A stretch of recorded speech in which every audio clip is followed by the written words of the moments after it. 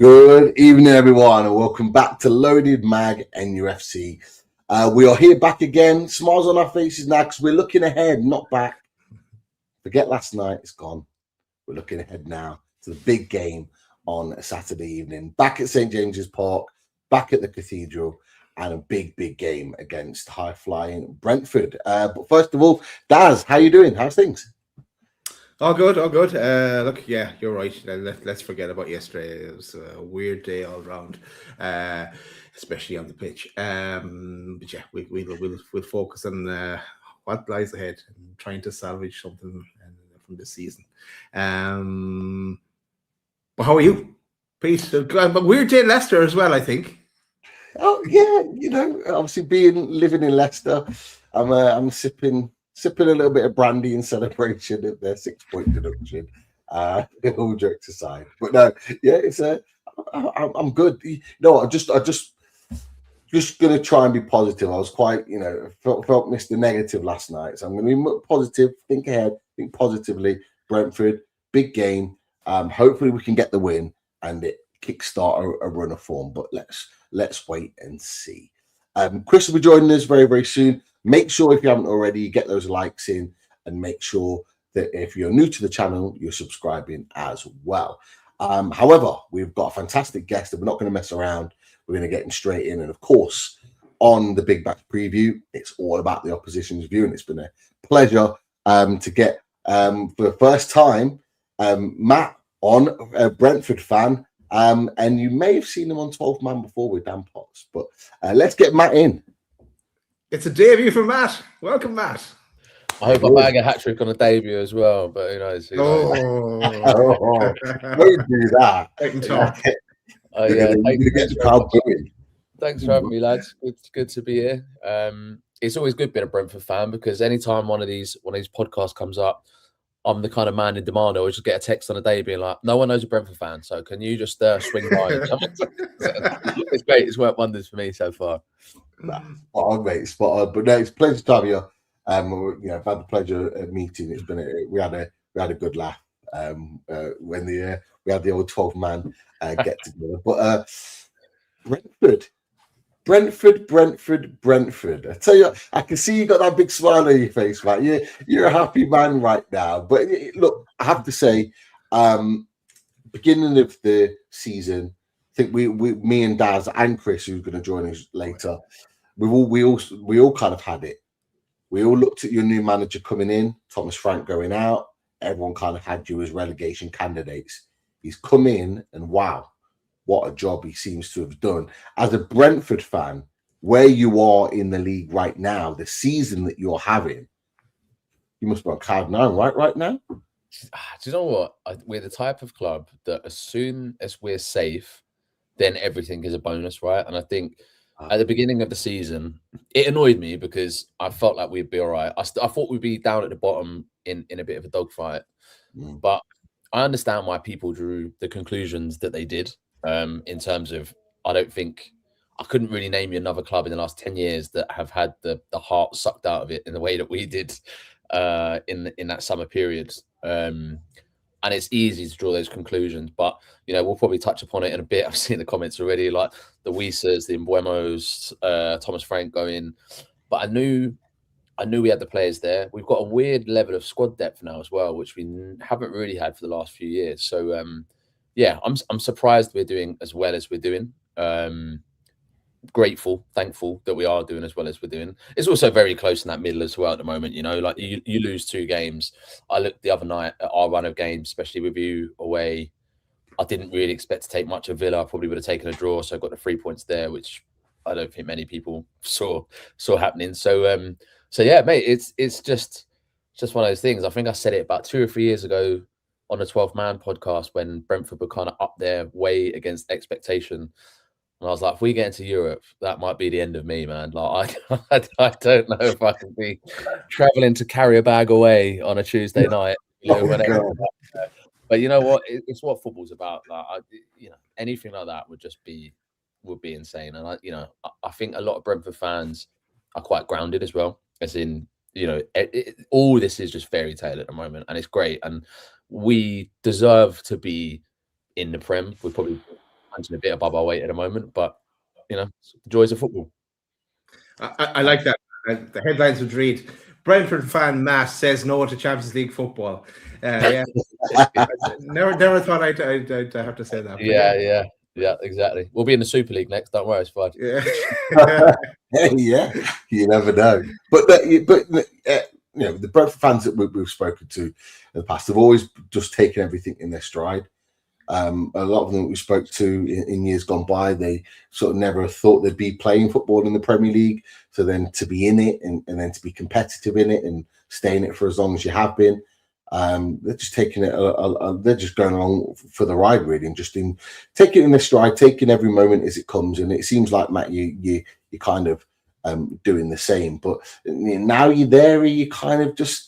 You're thinking about it. 7th place at the moment. I know you said it's quite tight in that gap, and it is. I mean, we're in 11th. We're 3 points behind you. Yeah, you've got that goal difference in us as it stands, so it is quite tight. But you've mentioned that you've got a bigger squad or more depth in the squad than you would normally have previously. Does that fill you with confidence that you can maintain this for the rest of the season? I know you said you got maybe a couple of tricky fixtures coming up. But can you sustain it? I think so. And just looking through some of the chats without giving away too many of the comments, I've seen some fantastic notes so far, and someone's just pointed out the thing about Rico Henry and Aaron Hickey, and I think it's fantastic knowledge of. I don't suppose they're a Brentford fan. I hope you are, but I imagine you're Newcastle. But like to have that knowledge, we did have a lot of players coming back that were like new signings. That's where that squad depth I think has come from. Obviously, years ago we got rid of the youth team and brought in the kind of B team because they were seeing that a lot of players that are coming through from a young age weren't ever kicking a ball for the first team. So they kind of locked that down. I think we're back into having a youth team now. But yeah, I think the squad depth that we've got at the moment with, even, and we'll probably comment him as well, Igor Thiago, he wasn't a new signing. He was out all of last season injured. I went to the game away at Everton when I think he actually played his first proper game bar pre-season. And I was like, I'm not really sure about this guy. And now I'm eating humble pie quite a lot. But yeah, I think it's good signings and a lot of players coming back from injury. Yeah, definitely. I mean, look, Daz, we're definitely eating humble pie, maybe lots of it with regards to this, because we all had in our predictions that Brentford would be down. We even had the manager being the first manager to be sacked when people were doing their prediction on first managers. I mean, our manager was in that for some people, Eddie Howe, and there was a couple of others that were shoo-ins, and seems like he's proved us all wrong. They have been brilliant, haven't they, Dad? They have, and I've been extra shocked because it's Keith Andrews. Keith Andrews, I live in Ireland, so I just know him as the ex-Republic of Ireland international and the pundit for a while. So just some surprised he's done so well. So and fair play to him. He's definitely in contention for manager of the season. The way it's worked out, and losing so many players as well. It's just been amazing, really. A dream come true for Brentford. So fair play. Yeah, he's a good man. He's very. I like him as a personality. I think a lot of time I didn't really know much about him, being brutally honest. Like I knew obviously he was coming through. There was a lot of chat about managers that Brentford had spoken with. I think even like Poch or someone was thrown around, which would have been ridiculous. But like he came in and he's been so confident without being arrogant and just kind of being matter of fact in his press conferences. And I think you can't help but respect kind of the man that he is. I didn't realize him and Martin O'Neill seem to absolutely despise each other as well. So I'm not entirely sure, Daz. I'm probably looking at you for some background on that. But it's quite funny the little public spats that those two have been having over the last few months. I've not seen them. Is that a thing? I didn't know. I don't know. Martin O'Neill pissed me off when he was our Ireland manager. So back when he's Leicester manager, he was okay. Well, switch when we're talking about managers. Thomas Frank, what have you been thinking about? How's that's going down at Spurs? Oh, mate, do you know what? It's very torn between Brentford fans, obviously. But I still love the man, and I feel like he got us a long way. And I think Keith Andrews is doing really well, but Thomas Frank was a big part of the platform that he's built upon. And to be honest, like I wished him the best at Spurs. I really hate Spurs as a club, and I was a bit gutted that he went. But I just thought if he's gone, do well. Like I really hope he set the world alight. And to be honest, I really think if they gave him time, he would do well. I just think Spurs is a very difficult challenge at the moment, probably more so than like the United job, because there is an expectation there. They don't have the big draw. The biggest draw is like having a £1 billion stadium. Like it's not really. I don't know. I feel like any manager that goes there will struggle. And I don't know. It seems inevitable that he's going to get the sack. I don't know the level of manager that they would be earmarking and that would take that job. Interesting. Really, really interesting. I mean, like it's one of those things. There was Thomas Frank, there was Areola. And there's been like one or two others that have kind of like really done well in sustained clubs, and they've made the jump up. Even in Chris, they've made the jump, and it's kind of they've not hit that heights. But I do agree with you. Like I think if they give him time to make the club what it is, they will become better for it. But you know what it's like with those traditional big six teams. They don't get that time if they're not instantly successful. Like they're not going to be given time. He almost needed to do, in my opinion, what like Ange did when he first went in and he was just winning every game, and they were sitting top of the league, and everyone thought he was literally like God. He'd come to like save them, and then I mean, obviously that eventually fell away. But he almost needed that to get them on side. And I don't know about you, lads, but on Sunday, it almost felt like, I know they ended up getting a pub, but it almost felt like a lot of Tottenham fans wanted them to lose because they wanted him to be removed. They almost kind of want to get rid of him now, which is crazy.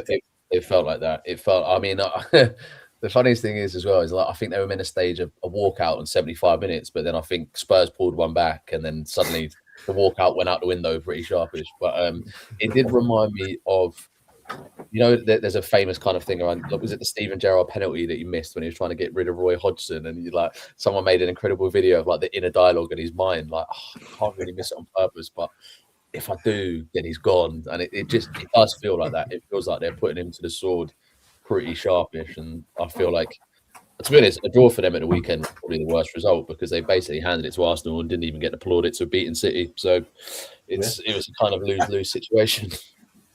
Yeah, you're absolutely right. Welcome in, Chris. Hope you're well. All good, boys. We're just talking about Brentford, just about how good they are, really, and how well they've been doing.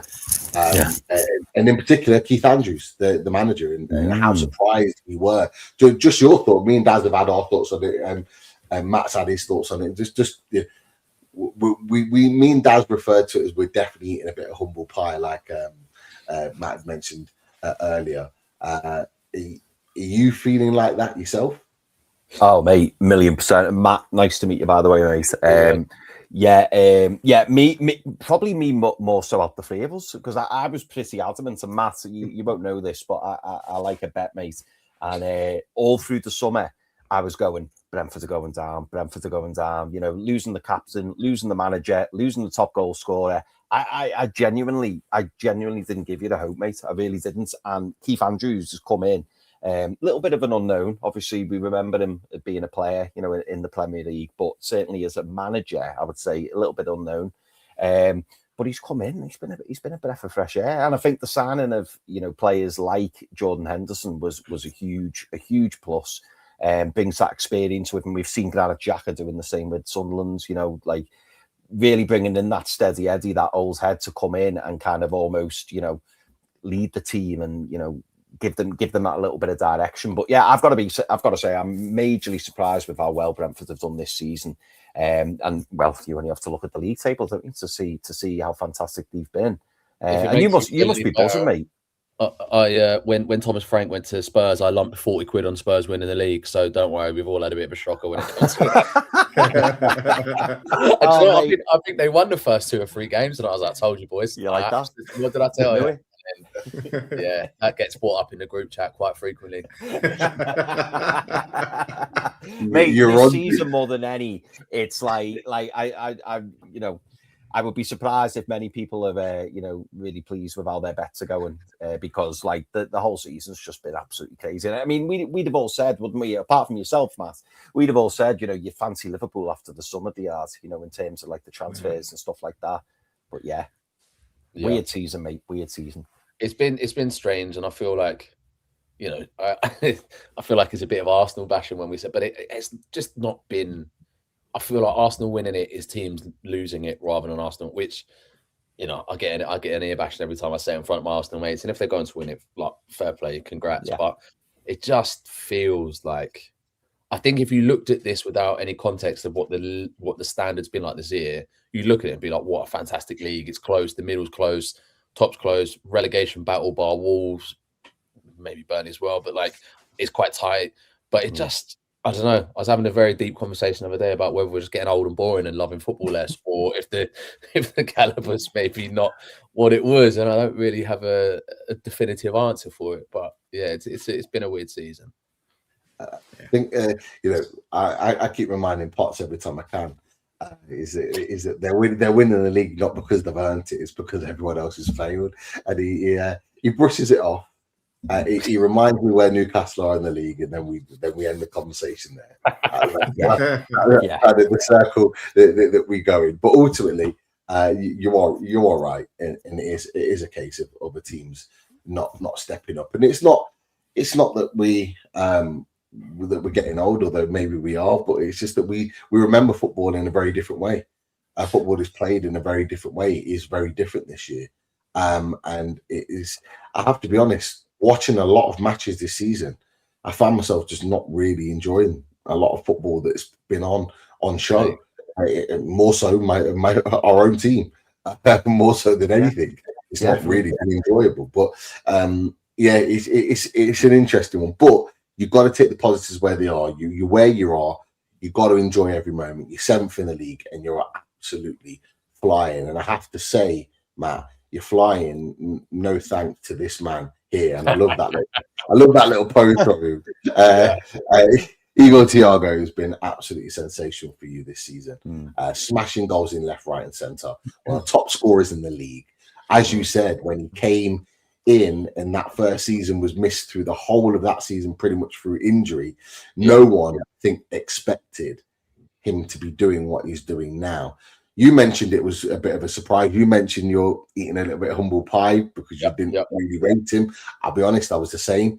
But watching him this season, I've been really impressed. But what has he impressed you most by? What is he doing this season that has impressed the Brentford fans the most? It's a good question. I think his hold-up play is fantastic. Like, I think we've got a variance of play. I think, obviously, with Coyote right back, we've got the kind of long throw thing now, but we do play quite a low block. But rather than, we try not to just hoof it up to him. There's normally 4 or 5 passes through the middle of the park and then kind of turn over the ball. But he just looks like he wants it now. And I think Ivan Toney was very similar. They're still. I think it's quite easy to lump them in as the same kind of traditional number 9 target man. Like they are a bit different. They are a bit nuanced, but he just looked brimming with confidence, and he's still rough around the edges. Like he's the kind of striker that if he's through 1-on-1, sometimes he'll dink it and you'll be like, oh my God, I didn't think he had that in his locker. And then other times he'll try and kind of lace it and it goes to Rose Ed. So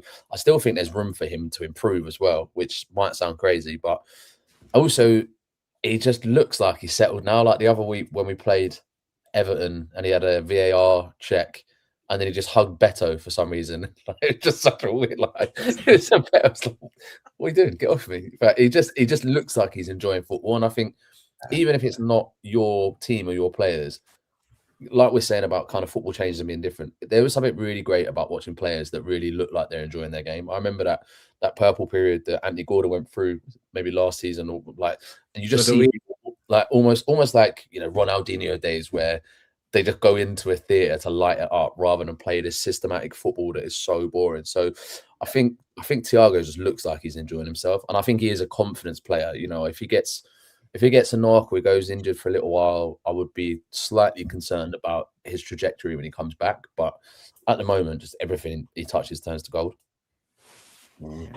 Impressive season, and the player we've got to look out for, boys. Thiago is on fire. He's been very, very good and was good against us in the previous game as well. Do we need Botman and Chow, Daz, to do a job on him on Saturday if we're going to potentially secure the points? Yeah, I think we do. And there's a few more danger men as well, looking at the squad here and just remembering back to when we last played them.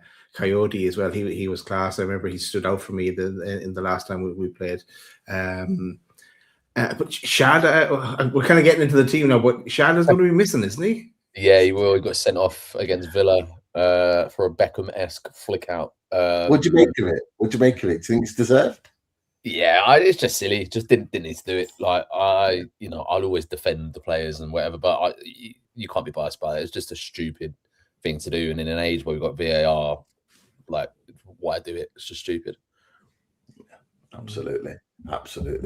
So there's a few players to look out for. One player that we've talked about, Chris, is this man, Michael Coyote, the right back. He's had a brilliant season. A player that we were linked with when he was at Fiorentina, and we did talk about him on the Fully Loaded transfer shows. Daz mentioned that more than one player we've got to look out for. Is he going to be one of those guys that we're going to have to nail down, and are we going to have to hope that Lewis Hall again has another fantastic game to keep him quiet? Yeah, absolutely. I mean, whenever I think of Brentford, I always think of Damsgaard as well.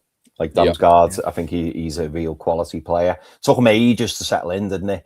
Damsgaard, because I think you signed him off the back of was it the Euros? Must have been the Euros. Yeah, I think it was the Euros. He had very good Euros, and it just took him a while. He was just a bit lightweight in the middle of the park, and obviously the Prem is such a physical league, but he's adapted now, and looks great. Yeah, so Brentford have got a handful of players, but Coyote, he's looked particularly good. And do you know what I wanted to ask you, Matt, off the back of Pete's question there? Are we at the point yet? Because I remember. I think was it Derby with I'm going to get the right Delap now, Rory Delap, and I remember that that transition of like people being worried about conceding the corner, and then you'd see the defender go, "Hang on a minute, we don't want to throw in, give him a corner." Are we at that point yet with Coyote? Or I think. Do you know what? It's just amazing when you actually go to the games in real life and like watch it in the stadium. It's the trajectory of the ball that's insane. Like almost like the like the rugby lineouts, whatever. They get that spinner. So it's not just a kind of loop ball; it's an absolute arrow with a flat trajectory, and you're just watching it. Like, but yeah, I mean, we've got Jensen on set pieces for corners is pretty good as well. So I mean, we're quite covered from it, but. Yeah, I think we're at the point where is a corner more of a chance to defend than a front. Maybe it is. Yeah. Maybe it is.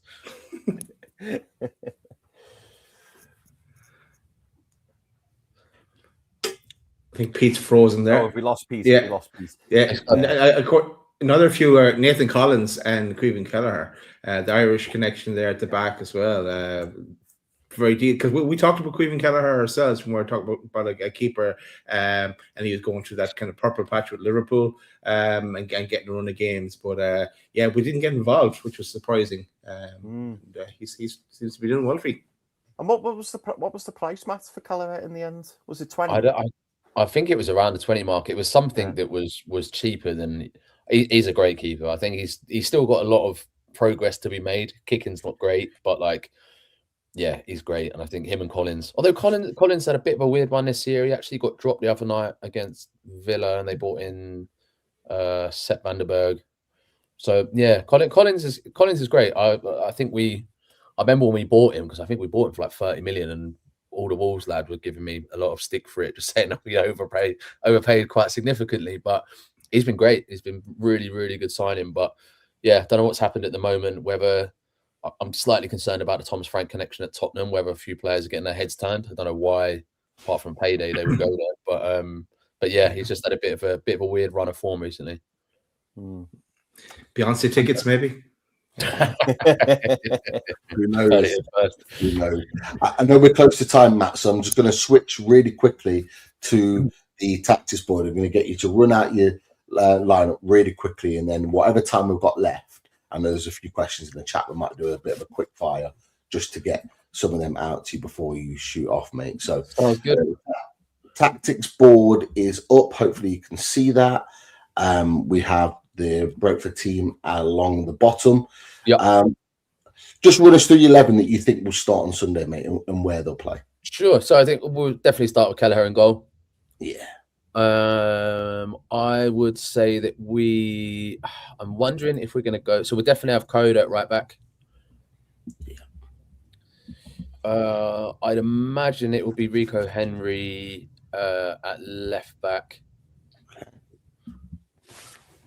And then for the sake of this, we'll do a 4-5-1. So I reckon I'll go back to Collins now. Collins on the right. And then I'd probably put Aya in that middle as well. If we go to 5 at the back, then Aya might go slightly wider of the 3. But let's go for that for now. I wonder if he doesn't play Henderson starting based upon the rivalry that's there. So I would imagine it would be Jensen will start because he's on a pretty good bit of form at the moment. I would go. Where is he? Yarmouk there, number 18 in the middle as well. Okay. So side by side or more in front? Yarmouk will sit a bit deeper, but yeah, he's kind of in and around. That's a great shout in the chat there as well. Yarmouk is only 21, 22 Ukrainian who has stepped in for Norgard really, really well. And then actually, let's put Henderson in. I reckon he's going to go quite heavy in the middle. Okay, so more of a 3 then. Yep. 3. Okay. And then we would have up top, obviously, I think Thiago will start. Yeah. Sure. Got Dango on the right, Dango Atara on the right side. Yeah. Great goal against Villa. Yeah, I was at the home game against you guys last time and he was causing Dan Burn all sorts of trouble as well. He actually, the first one got given us a dive and then the second one he got a pen and I think Dan Burn walked for it as well. It would have been Shardo on the left, but obviously out for this one. So I think we'll probably go Lewis Potter just because he's adapted from a left back or he was the left midfielder, left back, and now back to that side. Yeah. Okay. Strong team that, got some good players alongside that, and we'll come to Newcastle in a second. I think we've got maybe a minute or 2 left. So are there any questions, lads, that we can just throw really quick fire, maybe 1 or 2 before Matt leaves? Yeah, your time is well off, people. We'll try back with a few questions. But yeah, from DXLE, he says Sharda came for big money at the time, as we just mentioned a few minutes ago, for Brentford. He had a slow start. How good of a player is he now? He's very good. I think he's very good. I think he's technically very good. His decision making is not quite there yet, but he's still young. He's like 24.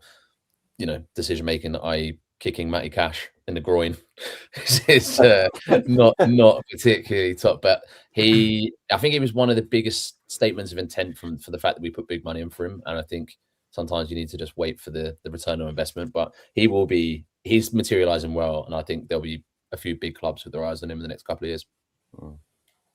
Cool. We have the Newcastle scout in Foxy. He says, is Matt keeping an eye on some of the youth coming through? Benjamin Arthur looks promising, just gone on loan to Celtic. Yes. Yeah. I've just seen he's gone to Celtic. We had I think Paris, we got 2 Magomas, Paris Magoma. Paris Magoma's just gone, which is a shame because I thought he could have done well. We've also got that young lad from Birmingham, Donovan, I believe it is, who he's come on a few Carabao Cup games, who looks absolutely amazing, kind of a marauding right winger that can cut inside and is insanely skillful. So there's a lot of players coming through that you've set up, which is where we seem to kind of bring through those players because they came through. A lot of them go to the B team and then obviously get promoted to the top tier squad. So there's a lot of good young players coming through. Last one for you, Matt, because we did promise you we'll let you go at 7.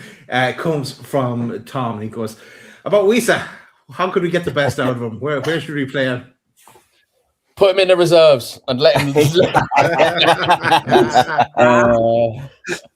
you know what? I without sounding like bitter or the last thing, Wisa, I think his stats flatter to deceive at Brentford. I think he's a good player. Don't get me wrong. Obviously, the way he left was slightly not acrimonious, but it's a shame. Like, he's a good player. He was really loved and adored by the fans. I think that front 3 at Brentford helped him. I couldn't name you where like he's played through the middle sometimes. He can play on the right, cutting in the left. He's a very good linking player. I always said, even when he was at Brentford, when he goes to the next club, I'll be interested where he goes and how well he performs. Just because if you look at someone like Brian Mbeumo, I knew that he'd go to United and I knew that he would do bits and I knew he was the kind of player Man United needed to sign to drag them up. Wisa, to me, is almost, for a club of your size, almost a bit of a luxury player that I don't necessarily think should be in the starting 11 based on where you guys want to be kind of over the next few years. I just don't think it's like Gallagher going to Spurs or like, you know, it's just, for me, it was a bit of a weird signing. I was quite interested in why he came in. So yeah, I mean, I hope I'm wrong. He's done us well. And yeah, although he left in kind of unfavorable circumstances, he's still a good player, but I just don't know if he's the sign of intent of a buying that is at the level that you guys are at. Matt, just a quick, was 25 million more the price rather than 55? Was it 55 in the end? Yeah.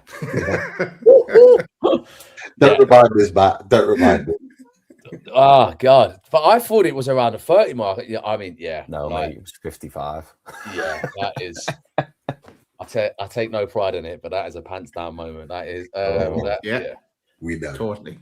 Yeah, I hate shitting on it. I hope he does well. I hope he does well. Not on Saturday, obviously, but yeah, you know, I think if the team starts playing well and gelling, he could be instrumental in that system. But as a standalone player, he's not like the likes of a Brian Mbeumo that's going to cause that magic kind of off his own accord. So yeah, I'd be interested to see how it materializes with him. And just before you let you go, it's been a pleasure having you on, by the way. Great chat. Prediction: what do you think the score's going to be on Saturday? I mean, you've come off a couple of tough ones, didn't you? So Liverpool game, City game. I reckon there could be goals in this. I reckon 3-2 Brentford. Oh, Could be a thriller at St James's Park. That is for sure. Matt, we're going to let you go. I'm 6 minutes out, but I'm watching the live show and it's like 3 minutes out. So I thought I was okay for time. I'm clearly not. That's all right. Otherwise, lads, I'd love to catch up with you again another time. All right, thanks for having me. Take care, Matt. Take care, Matt. All the best, mate. Take care, fella. Great to have Matt on. Yeah, apologies. I'm here looking at the live show tab, thinking, oh yeah, well, we got time here, not realizing it's not the real time. So yeah, we were slightly out, but Matt's brilliant. What a guy! Great guest, great knowledge as always. As always with all of our match preview guests. But yeah, he was short for time because he's having to go straight back to work. So great stuff there. But we've got the team, lads. We've got the team set for Brentford. That is. What are we going to do this weekend? Just before I come to the team, one thing we didn't mention yesterday, I'll just put it on the screen if it comes up. There we go. Anyhow, so Anthony Gordon's hamstring injury is a big worry. From what we've heard today, it's not for Anthony Gordon. It's not that serious to the point where there could be considerations. He may well be in the squad on Saturday, although that's not been confirmed yet. Anyhow, I'm sure we'll be asked that question tomorrow. So we don't know about that. But what we do know, lads, is one player that will be in contention is Louis Miley. Louis Miley is potentially available. It wasn't a knee problem as what was initially reported. It was, in fact, a severe dead leg that he suffered against PSG. And that's kept him out for the last couple of games. So that's what apparently the injury was. That's what didn't allow him to be able to be flexible with his knee, because I think the dead leg was quite close to the knee, so he wasn't able to move his knee as he should. But it's looking like they're going to be assessing him, and there's a chance he could be back. So potentially some news there. We don't know about Bruno Guimaraes. We know that Joe Linton and Tino Livramento are out. So with that little injury update in mind, I leave it to you boys. Let us know your thoughts. Well, at this point in time, I always hand over to Chris Hall, because this is Chris's baby, and then I get to correct Chris's homework. I have a bit of a plan in mind, Chris. So I okay. have a feeling it's going to be different than yours. But okay. Let's go. Okay, mate. Well, funny enough, before the tactics board came up, I was sitting here and I was thinking, oh, we're going to have the Dan Burn conundrum here, aren't we? But anyway, let me put my lineup out and we'll go from there. So, Nick Pope in goal. That I am sure of. Yeah. See, Michael's just put, do not put Dan Burn in this, please.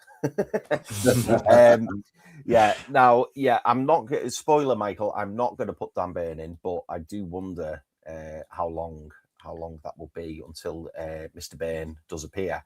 Because I do think at home at St. James's Park, we have and we should play 4 at the back, and that's what I believe we will do. So I'm going to go with Lewis Hall at left back. I do think against City he was brought off to protect him. That's I firmly believe that. Yes. Centre back pairing, I think we will stick with Sven Botman on the left and Malik Chow on the right.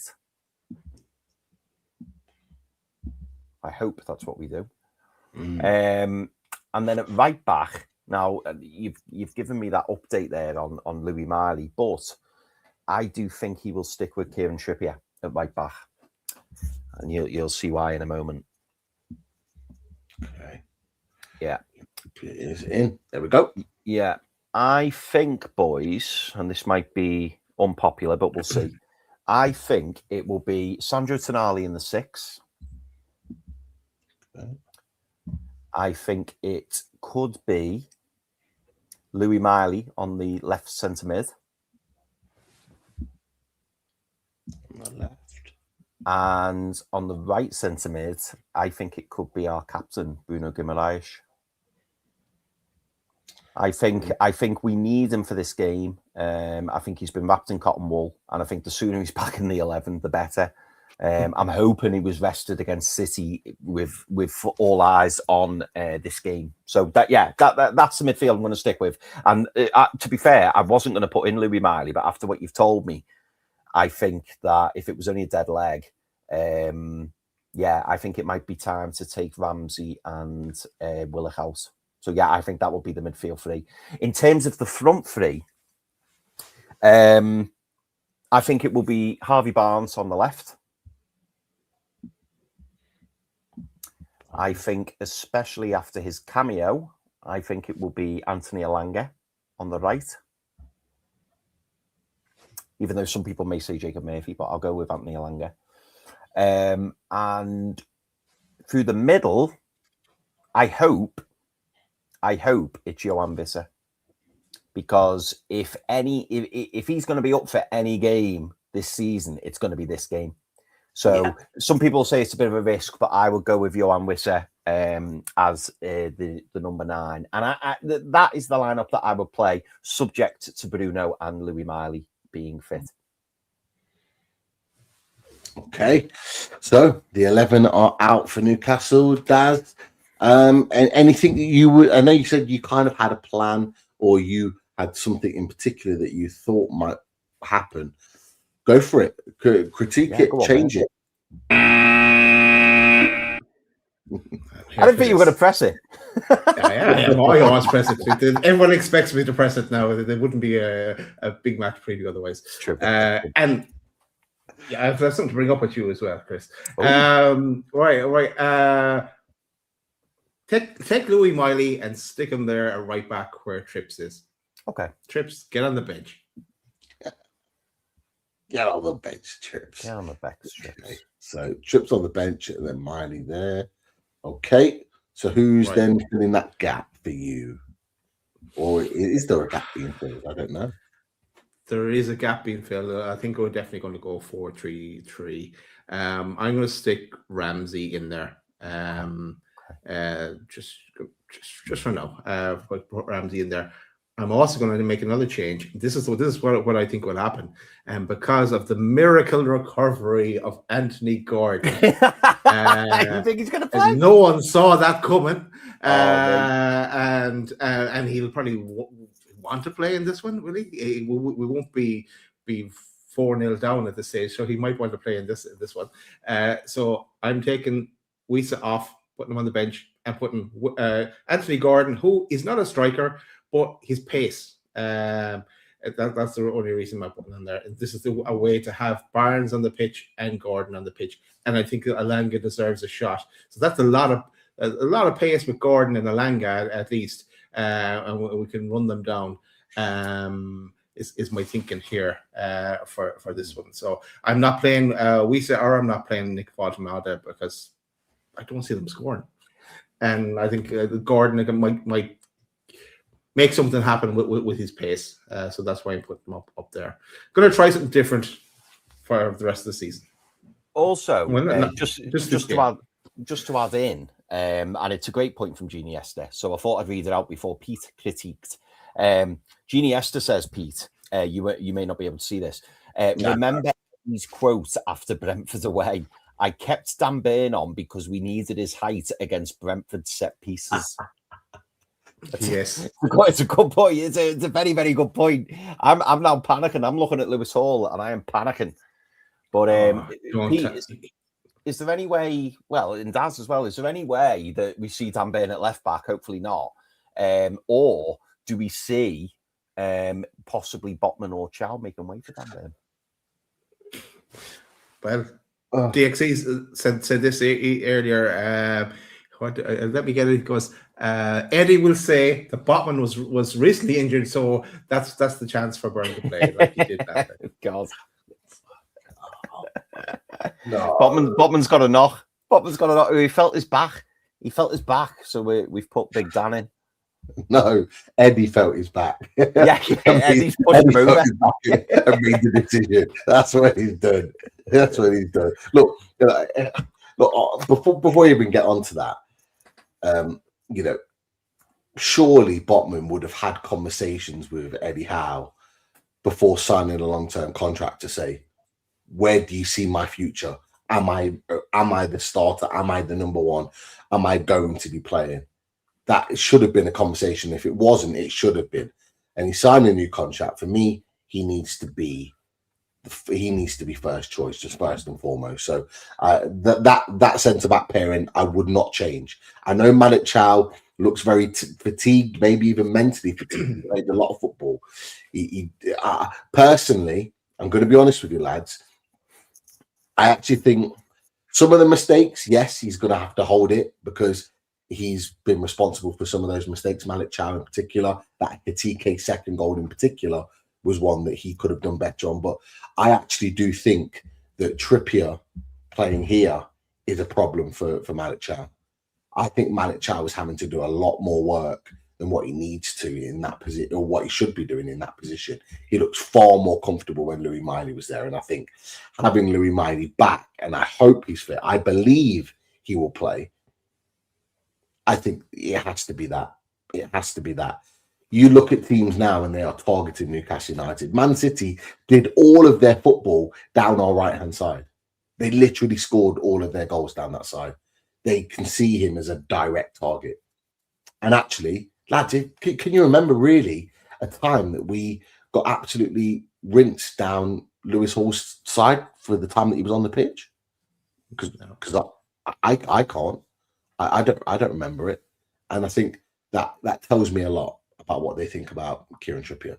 But that's just my opinion on that one. Sorry, Pete. I just want to read a couple more comments out because, as I say, I know you can't see these. But yeah. Some of them are brilliant. DXLE says, lads, he has never dropped a fully fit Dan Burn for tactical purposes in his full tenure at Newcastle. He's not going to start now. He will hold his hand to make sure he gets into the England squad. And then, to coin a phrase, says, we need to start rotating Burn, Botman and Chow, or we will lose them to injury. I just wanted to pop those in, mate, just as a oh, actually, one more I'll say. Where was it? I seen it. Tom Dixon says, what if Gordon is okay?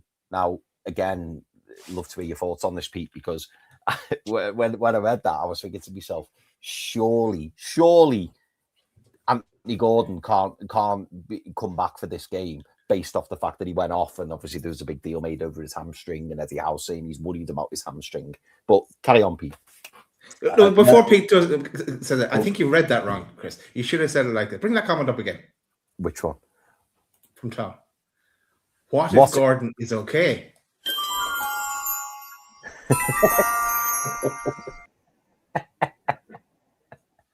No, sorry, Pete. Look. Okay, let me run through the team, and then go on, mate. Afterwards. The back. I mean, obviously Nick Pope in goal as it is. The back line is an interesting one for that Dan Burn situation. I'm going to leave it as a back four because I believe it should be a back four. However, people do not be surprised if it's a back three. Don't be surprised if it's a back three for that reason alone. Well, two reasons, in fact. One is because it means that he doesn't have to drop Dan Burn. But secondly, he'll use the excuse of the height from throw-ins. Now, for me, that should not be a reason to play three at the back at home at St. James's Park, in my opinion. If we were coming up against Barcelona, if we were coming up against Man City or at Arsenal, then yes, I understand it because of the level of team that you're coming up against. That's no disrespect to Brentford. When Brentford come to town and they're a very good team and playing really well this season, I still believe that we don't have to adjust our system for Brentford at St. James's Park. I just don't believe that. Away from home, I'm not against it because our away form is poor. We need to find a different way of winning, but not at home. And I think this should be the back four, in my opinion. So are we dropping Ramsey then Pete to bring in to accommodate Burn? So yeah, if it was a back three, I think if Bruno's fit, I think Bruno plays and Sandro will start. Jacob Ramsey would probably drop out. Yeah, that's what I think would happen. But I'm going to leave it like this, and I'm going to leave the defense in the midfield like that because I believe that's what it should be, in my opinion. It should be four at the back and it should be three in midfield. And systematically, if you look at Brentford setup, if they set up like this, it's actually suited better to stop them because it means it's man for man in midfield, and you'd always think that Newcastle United are good enough man to man with most midfielders in the Premier League that come into St. James's Park. So I would put it for that reason. The front line, though, this is where I get like Alanga. I think probably deserves it more than Jacob Murphy, in my opinion. Particularly after his goal, you want him to kind of roll with that level of confidence because he played well. He looked more confident, and you want to roll with that into the next game. And so he should be given his start. This is where you get the interesting thing from me with regards to Gordon and potentially why Barnes will start out on the left. With that in, I don't believe he was injured. And I've said it to you before. This is not the first time I've questioned whether Anthony Gordon is actually injured or not. You know, he looked like he had enough. And it's not the first time I've seen it from him. And I would not be surprised to see him back in the squad. I don't believe he'll start. And not because Eddie Howe won't want to start him, and it won't be because Anthony Gordon doesn't want to start. I think it will be because of everyone talking now and question marking Anthony Gordon's attitude about coming off the pitch. I think they cannot start Anthony Gordon because all that's going to do is raise more questions. If they put him on the bench and he gets the last 15 minutes and they say it's a tight, he felt his hamstring was a little bit tight, and they can justify it and play it up and play it down as much as they want, then that would be more justifiable, but still with a little bit of question mark. If he was to start, I think we've got more problems. I think we've got more problems than I think Eddie Howe realizes, because that tells us everything we need to know about Anthony Gordon. We already know it, by the way. We already know it, but I think it puts it even more at light. And I beg of any one of them, the Geordie Journos, I beg of Craig Hope, Keith Downey, whoever it is, Martin Hardy, whoever's in that press conference tomorrow, it needs to be addressed. Yeah. It has to be asked of a question because it's out there and people are talking about it. Lee Ryder even throw it out because he normally puts those kind of questions out and is not not bothered about doing so. It needs to be put out there. It needs to be shined a light on. And I think if they do shine a light on it, he cannot start. And I think he'll be on the bench for that reason. So that's why I wouldn't play him in this game. And that's why I'd have him on the bench. But for me, I think if you're not playing your Wisa tomorrow, on Saturday, then when are you going to play him really? Because against his old team, as you said, Chris, he should be absolutely fired up. He should be chomping at the bit to come out and prove a point against his old team. His old team are currently above us in the league, 3 points ahead. He's going to hopefully want to put a marker down for Newcastle United. He's missed a lot of quite gilt-edged chances recently. Came off the bench within minutes. He'd missed a gilt-edged chance with his left foot. He's missed a number in the first game, in the first leg against Man City. He's missing a lot of chance at the moment. He needs to take one. And there's no better time to do that than against his old club. So this is why I think he'll play. And I have to say, lads, just as a last point, I think Jan Wisa and Anthony Elanga have built up a bit of an understanding. I've noticed just in their movements, in their play, they already seem like they've got a little bit of an understanding in their game. It's not clicked yet, but there's an understanding there. And I think we maybe need to explore that a little bit more, because I think if they can build up a real understanding and it works and it starts to click, it can be a great thing for Newcastle. But individually for both players, it could be a really good thing. If we go back to Isak and Murphy and their connection, we need to find something for Elanga to hold on to, a player that he knows how to play with. And Jan Wisa, I think, needs the same. So he knows what runs to make. He knows how the ball's going to be played. He knows where he needs to be in the box. That we need to build up that repetition. I think Barnes can play with pretty much anyone, and he'll link the play. To be fair, he linked well with Wisa and Elanga when they all came off the bench. I thought they, as a three, did okay. So I'm not against that three starting, to be fair, because I think they might actually create a few chances. So that's kind of where I'm at. I just hope it's not a back three. I really hope it's not a back three. I know someone put in the chat about Eddie Howe has not ever dropped a fit Dan Burn, I think it was, something along those lines. Yeah. It needs to start now. Burn has come in and literally just played every single game. That lad needs a rest too. He looked tired against Man City. He looked tired. He needs a rest. Botman's ready. Get him in that partnership and building that partnership up. Burn has to be on the bench for me. He has to be on the bench. But boys, feel free to come back on any of that.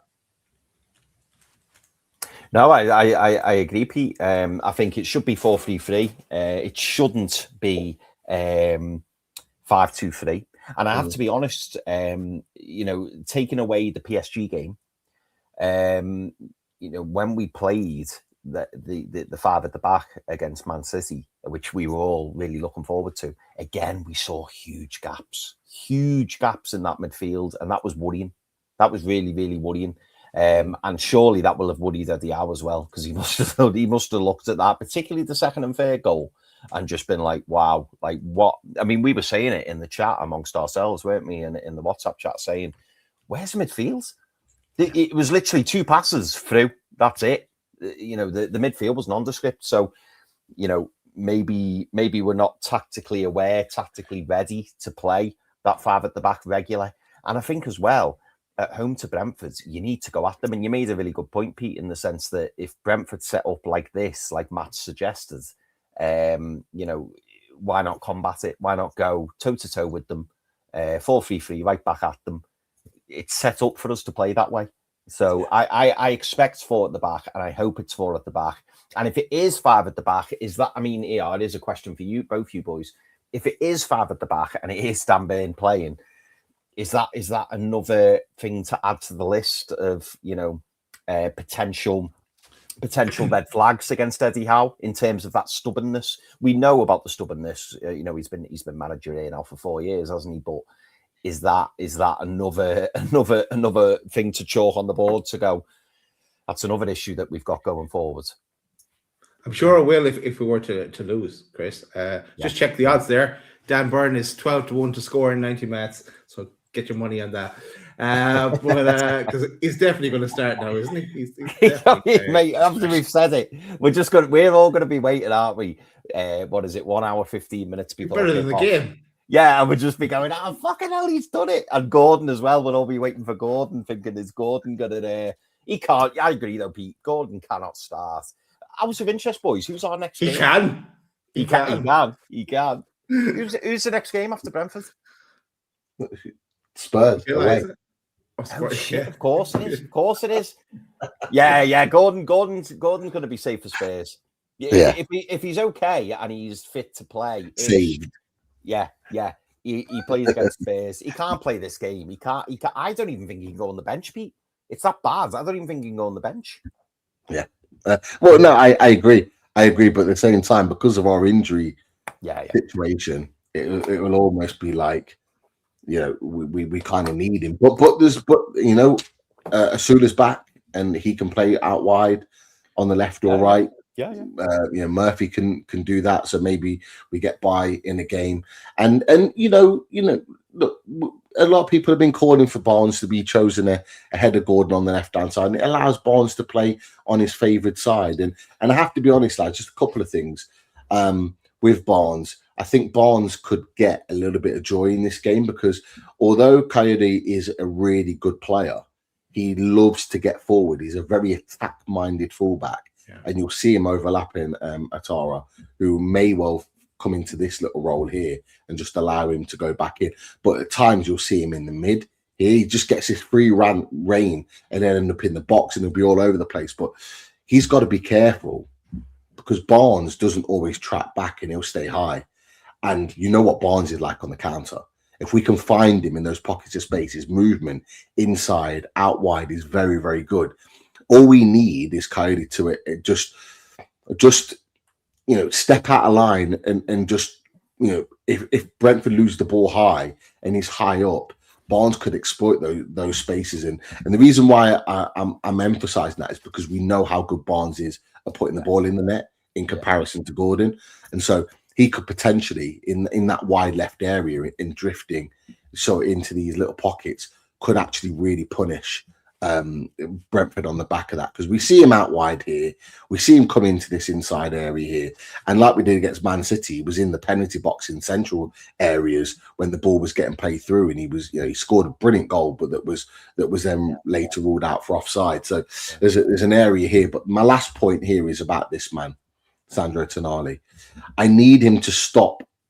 I know we like to push and press teams really high, but if we're going to press teams really high, I want my right side of midfield and my left side of midfield to press high. When Tonali's doing it and the ball breaks down and it just comes into this area and they cheat and one of those players is running forward and they're literally bearing down on our defence because Tonali's out of position, it winds me up. It happens so many times against Man City and I'm sick of it. I'm absolutely sick of having Sandro Tonali being the highest presser when he's meant to be our most deepest of our midfielders. I just want him to sit. I just want him to stay there, pick up the ball, spray the ball left and right. And if we are pressing forward, to arrive on the edge of the area and have a couple of shots. I don't want him being the highest pressing midfielder. Like it's clear that this man-to-man press doesn't work or it falls flat in on midfield because we're getting punished for it. And that doesn't matter whether we've got 2 in midfield or 3 in midfield, because it happened at times against PSG in the early game when we had a midfield pivot of 2. It happened at Man City when we were kind of playing a 3. And it was like Tonali was up here pressing this high and then the ball just gets lumped over and then they've got literally 2 players bearing down on the defense that are already occupying 3 other players, and it's like then he's on the recovery and he ain't getting back to that, and it needs to be better. We need to organize that. And look, we've called for a destroyer for a long time, just a midfield 6 that just sits there and breaks things up. I need him to do that because they are dangerous on the counter. They've got good attacking counter players with the likes of Jensen, who can get forward and add to the attack. Henderson has got good delivery in these little areas in midfield. We need to stop that from happening. And Tonali needs to sit and be a proper number 6 and not get sucked into the pressing game. I just want to see those two things with Barnes and with Tonali, but especially with Tonali, because I think if he sits more and does less of the pressing and leaves that more to Ramsey and Guimaraes and Bruno, then we are in a much better position to actually get something out of this game, but more so stop them playing, particularly with the back four. But they're just my little thoughts on the game, really. So, what I will say, lads, and feel free to come in on this. It is a must-win game for me. This is a must-win game. We absolutely. It is for Europe. Yeah. Well, just in general, Daz. But we've lost. We lost what the last two. Liverpool by 4. Man City scored 3. You know, we've got Tottenham away next. Then we're away at Villa in the FA Cup. Then we've got Man City away in the league. They're massive 3 away games after this home game. We need some positivity. This is a home game. This is almost the home, not the home banker, but we're on home soil. We should be winning games on home soil if we can't win away. For me, I'm just saying, I think this is an absolute must-win game. Absolutely. But what do you think?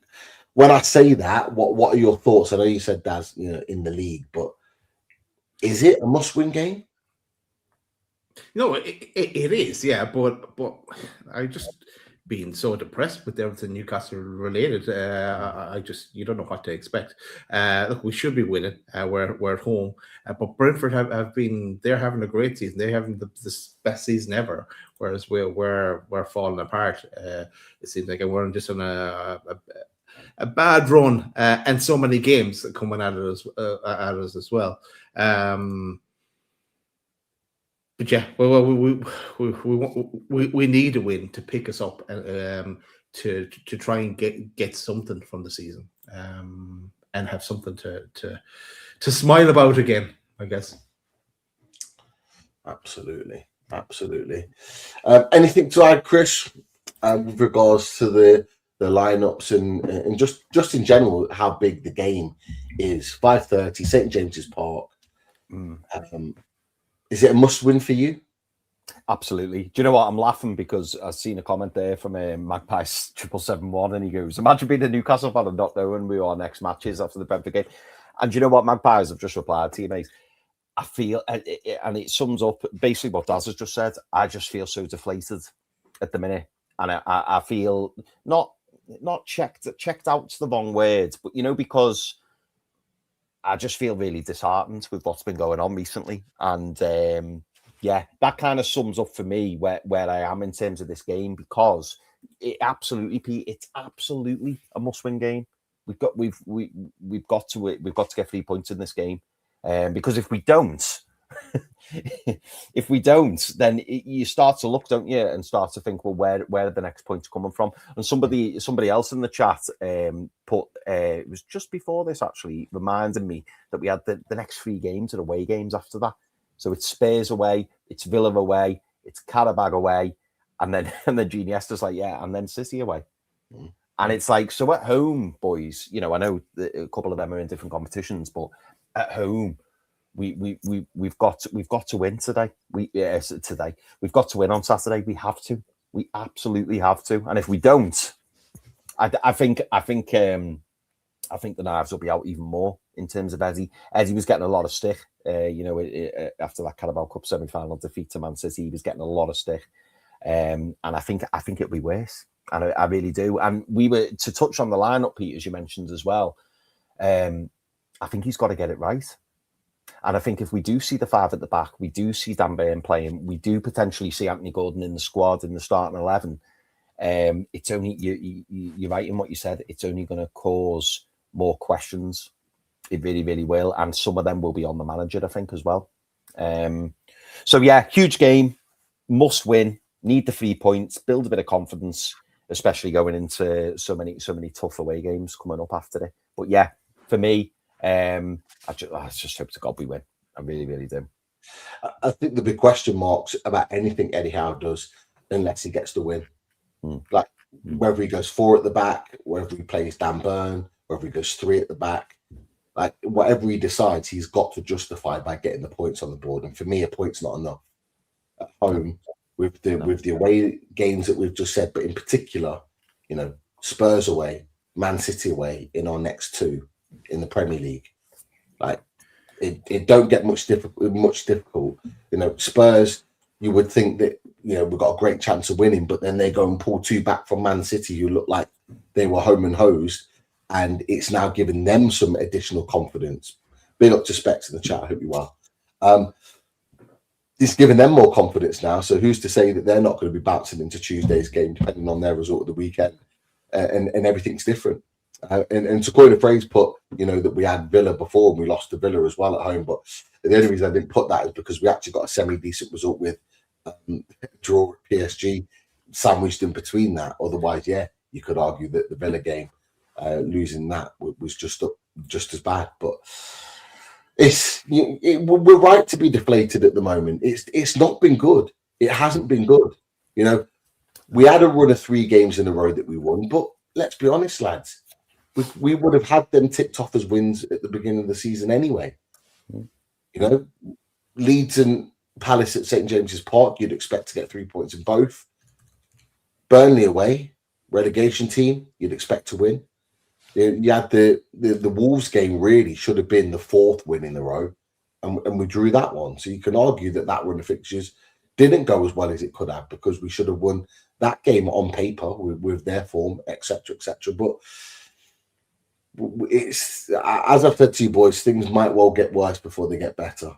But I really do hope that we can muster up a win in some way, shape, or form. But anything, boys, you want to talk about? Any questions in the chat? Anything that you want to mention before we wrap up? Yeah, I'll just go one of few things I started here before we got in, Chris. The Sporting Journey. Cheers for joining us, The Sporting Journey. He goes, as a neutral, I am glad I found this channel. Love the level-headedness and honesty. For me, there's not enough YouTube channels with these values. Love that. Now, hope if you've been watching just for this week, it's been interesting. Not usually this negative, but we've had to be. But yeah, no, that it's nice to hear that from someone who's a neutral.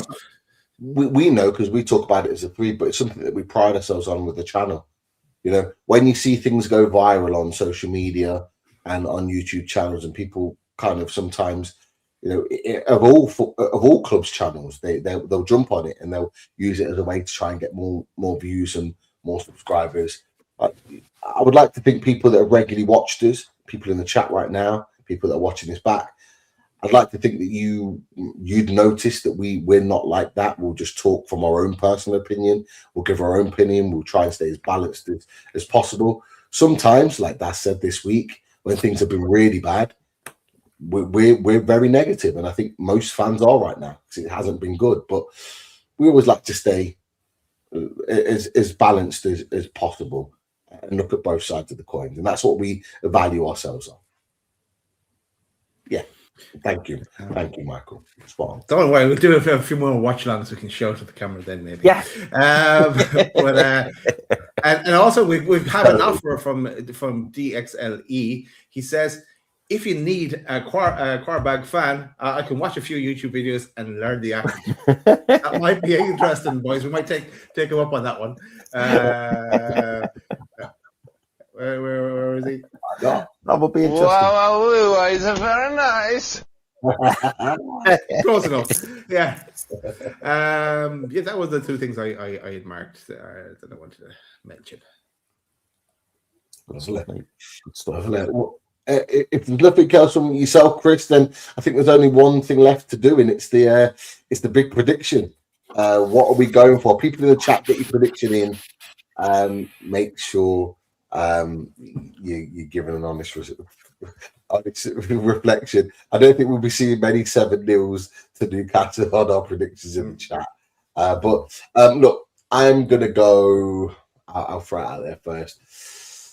I'm gonna go a close Newcastle 2-1 win. Okay. I think it's going to be a tight game. There will be goals. I think Matt's right when he came on. But I'm going to go a 2-1 win just because we have to. We have to win. What about yourself, Chris? I'm the same as you, Pete, and Iniesta, and I think I said Malcolm then, and Michael. Yeah, I think 2-1 as well. I was toying with 2-0, and then I thought, are we going to keep a clean sheet? Is there going to be goals? Most probably. So yeah, I'm going to say a tight 2-1. And funnily enough, Paul Sprague says a 2-1 Brentford win. Ooh. That's that. I think I'm also going to go 2-1, and I'm kind of getting in that mood now. I think it's like that end of the Bruce era. Like, I'm just going to say silly things, but like I'm going to go Gordon with the first and Dan Burn with the second. 2-1 Newcastle. Both of them will be starting. Gordon and Dan Burn. Go on, the Gordon and Dan Burn. Why not? But to be fair, the only way you can shut up any sort of questions and doubters is by playing and scoring. If he's going to start, he needs to put the ball in the back of the net. And I think by doing that, people are going to shut up and not question it. So fair play. Yeah, if he doesn't do the hamstring celebration, there's something wrong. You know, like when he scores and he's like, Yeah.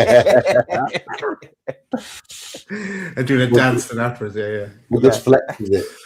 Just flexes his hamstring a little bit. It's a bit of a celebration. Or maybe even pulls off that dance again with like he did with Wisa. Just to test it out a little bit. I don't know. We'll wait to see. Some interesting ones in there. 5-0 up from Daz 7987. Wisa hat trick. Botman and Barnes. Ooh. Wow. I think send it off maybe, but apart from that, interesting. Right, lads. I think that's it. Match preview is in the bank. People, make sure you give your likes in. Get those likes in. And anyone that's new to the channel, we've had quite a few new people in the chat and to the channel recently, which is great to see. Welcome to Load of Mag NUFC. If you're new, consider subscribing to the channel. And look, we'll be back for more Saturday evening, I imagine, not long after the game. So if you're wanting a mini instant reaction to the game at St. James's Park, you know where to be. We'll be back. If you want to see Pete go hyper, join us then. Celebrating. Celebrating. You're celebrating. Yes, celebrate. That's the word I missed out there. Right. Let's go. We'll see you on the next one. Here's Bruno. Let's hope he's back this time. Cause sooner or later in life, the things you love, you lose. But you've got the love I need to see me through. You got the love.